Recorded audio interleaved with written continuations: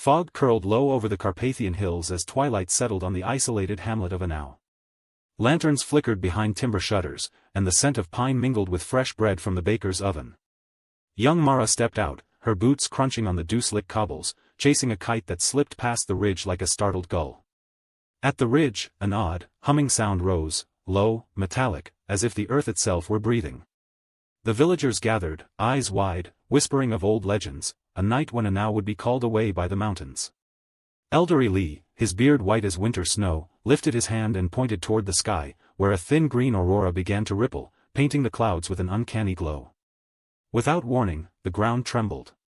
Stones slipped from the foundations, and houses shuddered. Mara felt the earth yawn beneath her feet, and a sudden vacuum sucked the warmth from the air. In a breathless moment, the entire village lifted, roofs, shutters, the stone well, floating like a wounded deer caught in a gust. The color of the aurora deepened to violet, wrapping Anau in a shivering veil. Then, as quickly as it had risen, the village dropped. It landed in a silent, sunlit valley none of the villagers had ever seen.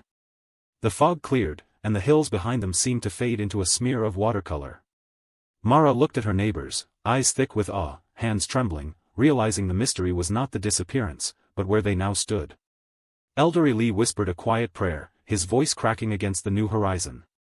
The village would rebuild, stories would change, but the night the world folded a secret away would linger in every whispered wind that brushed the new Anau.